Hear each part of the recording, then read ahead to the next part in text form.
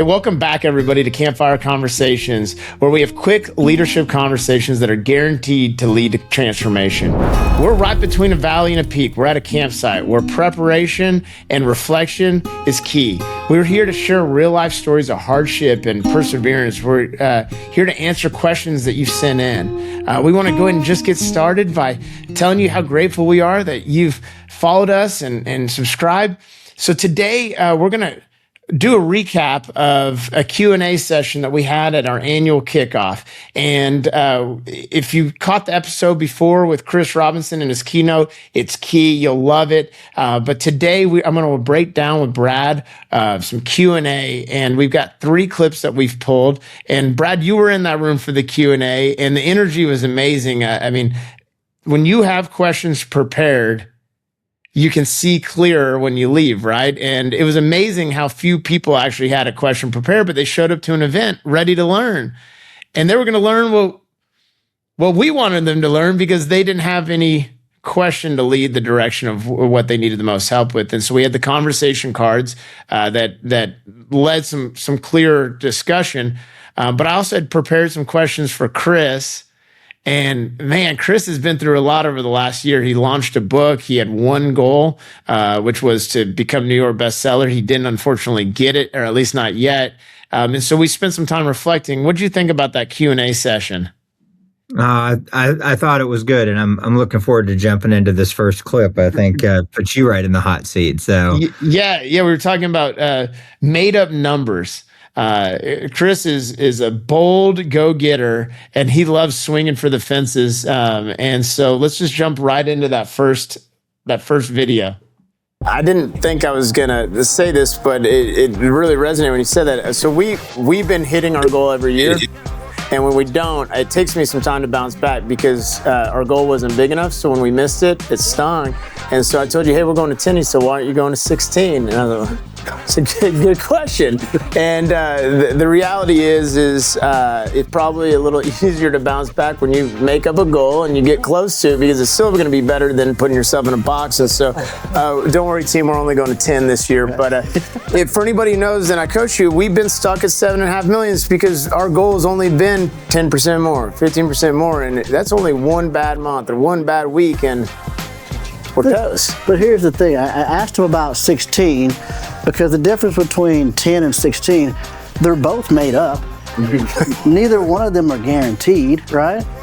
So if you're going to make up a number, make up a good one. Yeah.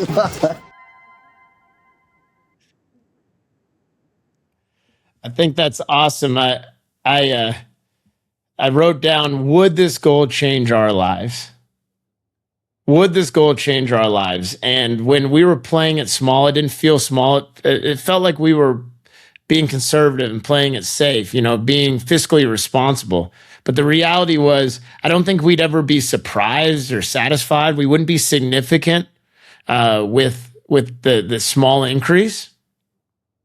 And so the question now we ask people after Chris and I talked is, will this change our lives? And if it doesn't, we're playing too small. Where are we playing it too safe or putting us at risk? That's the question. We don't want to be naive to the outcome of potentially missing it. But the reality is we're in business to change our lives and other lives. And so we need to think bigger. One, I like what you said. When the goal is small, it's one missed month, right? One missed small target. And when you're thinking in those incremental gains, I do have a thought, and I want your feedback on this. Let's do it. When I set a goal, so this year, Highline's a very young business. It's a startup. This year we set a goal for 3 million. I'm very attached to that goal. It might be a made up number, but it's real to me. I mean, it's so real, like almost dangerously so. And I think I love this idea that, yes, we might as well set a good number, makes us think better, makes us think more creatively. But I also think if I don't take it too seriously, if I treat it like a made up number, then it's just a fantasy. Where on that spectrum, right? Because I don't want to care so much about the number that it has that negative side effect, but I also don't want it just to be, oh, well, that'd be nice. That'd be fun. that'd be fun. So what's your question, Brad? What's your perspective on where to land on that spectrum? I think that's different for different people. This is the first time you've talked about it. Are you second guessing? No, anything? I'm just listening. I'm listening to this clip, and the first thing I think is I can recognize that it's a made up number, but I also know how attached I am to it. It's super real to me. Telling me it's made up sounds, no, it's not made up. That's what's happening. That's what we're doing. Yeah. I think when I hear Chris talk about that, I think he pulls some of the pressure off of the number. I mean, you set a $3 million goal because you have a vision so clear. Yeah. That you know what you're going to do. And so Walt Disney passed away 5 years prior to them opening the park. And they were asking Roy, I think that's his brother's name, and said, man, what would it be like for him to see all this? And he goes, he did. That's why we're standing here today. He saw it already. Yeah. So you can see that vision so clearly, even if you don't get it this year. The reality is, who's to say years January to December? We should be operating on a rolling 12 months anyways. So if you're not on target now, start that 3 million over this month. And that's what we've been doing, is where we've been tracking a rolling 12 months to just make sure that we're making forward progress. So I told you that our goal was 10 million, right? Or 10.5 million. We finished the year at 7. Well, into January, we're at 7.1. Progress. That's awesome. February was 7.2. March, 7.4. You ready for this? April, 7.6. We are making compounding progress. Yeah. Now, what we're going to do is we're going to have an alignment meeting. We're going to get a campsite together in June or July and say, hey, do we want to adjust the goal? Do we want to adjust the goal? Not because we didn't get to it, but maybe we did just make it up anyways. And we do want to share rewards and wins. I mean, there's a ton of research around the fact that a lot of men lead to burnout and quit or give up too early because they set a goal that's never attainable, while women set more realistic goals. And it turns out that men and women actually achieve about the same amount. So that, men shouldn't give up and women should feel encouraged that their successes and significance is equal. But the reality is, it's what your team is made up of. Brad, we're in sports construction, so likely you're hiring people that are highly competitive, that compete more against themselves than the clock. And so you've got to understand, we've had it in the other episode, is you can't have a made up number if people can't trust you, if they know that you can't help them, or that you don't care for them. But you can have the most wild number and push and push and push, even if it's unrealistic, as long as people trust you, know you're willing to help them, and know you're willing to care about them. What do you think about that? I think the people that I'm working with all believe in it with all their hearts that we got it. So I appreciate it. I think that was a good moment. I wasn't sure I was going to put myself out there, but that was a good moment. I love it. Well, so Chris talks about quitting versus replacing, or if you quit something, you have to replace it with something. So if you're going to quit chasing like a $3 million goal and go down to a more realistic goal, what are you going to replace that dream with? And to kind of frame it, both Chris and I have stopped drinking. Chris has got several more years on me, but I was talking about how I gave up energy drinks and what I replaced it with. Let's let Chris talk about it, and we'll jump right into, if you quit something, you have to go to something else. Okay, you can't quit anything, you have to replace it. When I started, a path of sobriety, there wasn't an activity in my life that I did not do without alcohol. Okay, like you name it, that was my reason to drink. Thursday, Friday, Saturday. Okay, that was my reason, right? But when I had to then begin to replace the activities that I was doing besides drinking, so I did all types of stupid stuff. I started painting stuff. I tired. I mean, Well, nothing being stupid is just stupid for you to do. stupid for me. You see it, you would go, yeah, that's stupid right there. Right. But I was doing all these different things because I had to find something to replace that habit. Because 95% of the thoughts that you will think today, you thought yesterday. And so what you have to understand is that if I want to have something different, if I'm trying to quit something, I can't quit it, I have to replace it.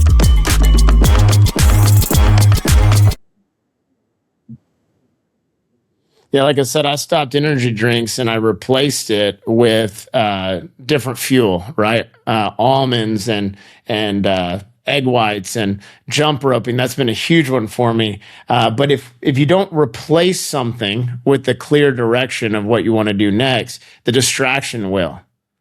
You know, we have an opportunity to make a choice and we choose our distractions. And so like Brad, when you're talking about your $3 million goal and even if it's not attainable, if you aren't reflecting on, you know, what worked, what didn't, and what we learned, before you know it, that goal will be a nightmare. But as long as you are replacing missed revenue with the discussion on how we can improve or move better, so at the end of the year, even if you don't make the goal, did we make progress? And progress looks like great questions that lead to discussion, creativity, and discovery, right? And we know that victory disease will end up haunting you. So if you get to 3 million, you might be stuck there for a while. So you almost will get a bigger return on failure, but as long as you're willing to find the return in the failure. And I do hope that you get to 3 million, but just know that if you get to 3 million, Brad, this year, it's your job to ensure we don't get victory disease and we don't stay in complacency.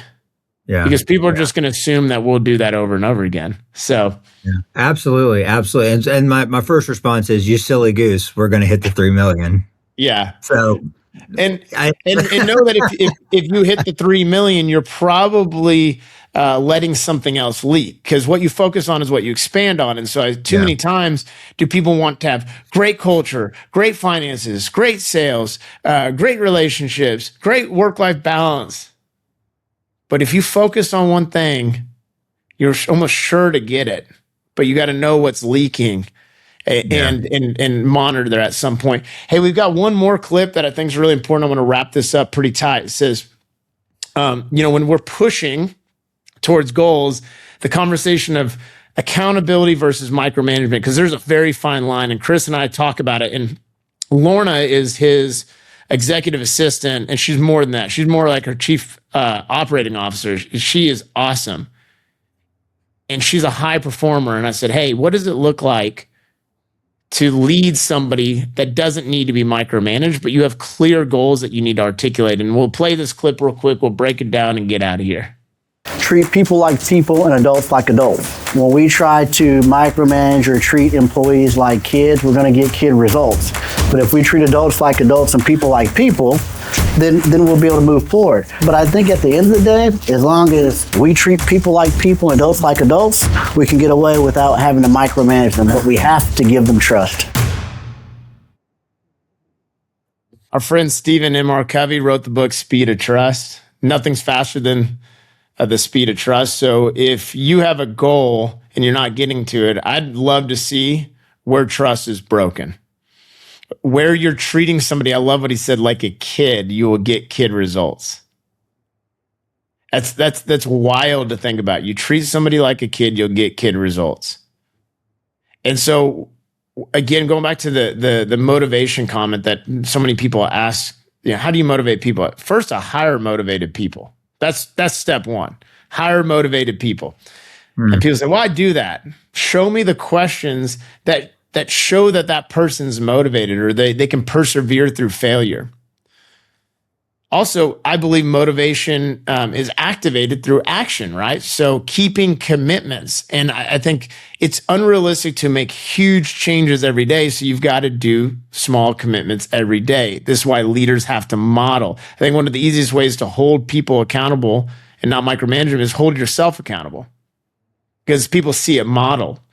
And then use your numbers. I think this is another one. You don't need to micromanage people if you allow the numbers to tell the story. Find the nuances or find the unknown in the numbers. So that way you pull the emotion out, you pull the who out of it, and we're just talking about the what and the how. And so I'm not a micromanager. Sometimes it sinks in, but it typically looks like what he said. I will overreact. I'll treat somebody like a kid, not intentionally, and then I get kid results, and I'm no longer shocked when it's underimpressive because I know why we end up there. So what do you think, Brad? I think there's a lot of nuance to accountability, right? It's really easy. I love the punch, right? Treat people like people, adults like adults. But there's a lot of nuance in being able to hold people accountable, because it's very easy to, and I see myself do this, to slip into micromanagement. Be like, well, if we're not doing what I want, if we're not getting, then I'm gonna get, my plan is gonna get clearer and clearer, and if it has to, it's gonna be sit down, turn your computer on, do this, and that's not helpful. That's not gonna get you the results you want anyway.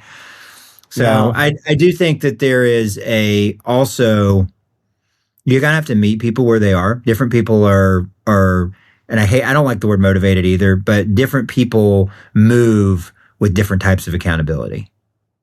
Yeah. Right? Ryan, we just had Ryan on here. He just has to know what is and what isn't. And then he has the rest. Like, I don't need to hold him accountable. The standard, he holds himself accountable to a standard, and it doesn't really matter what it takes. Yeah. Other people don't. Well, the reason he was on, though, was because he didn't have clear direction or clear vision. So we were micromanaging every step because we didn't show him the whole story. I didn't show him the whole story because I didn't flush it out in my head first. And so I think when you find yourself micromanaging, I would encourage you to get clearer on what you want. And that has to do with you. That requires you to put in the work first. Yeah. When you're micromanaging something, you're managing something you're not sure of, and you haven't thought through it well enough. And a lot of times I think micromanagement shows up with cash. I mean, we just cannot afford to miss. Sure. But then be transparent. Hey, y'all, we're tight on cash. We have to execute this. It's going to feel like micromanagement, but I promise we won't stay here long. You would also maybe micromanage somebody who is new to the industry or new to the role. But at some point, you need to just cast clear goals and reflect on the results. So, hey, we talked about made up goals. I definitely think it's important to set a goal. He later goes on talking about just finding your one thing. Because if you think about all the goals that we set throughout the year, we only end up doing a couple anyways really well. So just set a few goals. And if you want to get to more of them, just get the first few done faster, and then you can go on to the next ones. We talked about every single time you drop off something, you should replace it with something so that way distraction doesn't fit in. And then we talked about treating people like people, which is such a simple concept. But the reality is if you're micromanaging, you're likely not very clear on what you want or the vision. And so if all of that sounds overwhelming, just remember, if it can be done alone, it's too small. And if you have a riddle in your business, anything that you heard today that stood out, or you have a story you want to share, be sure to reach out to us. We'd love to get you on the show, because together we want to walk shoulder to shoulder, and let's grow before we go. We air every Tuesday at 6 a.m. Until next time, we'll see y'all soon.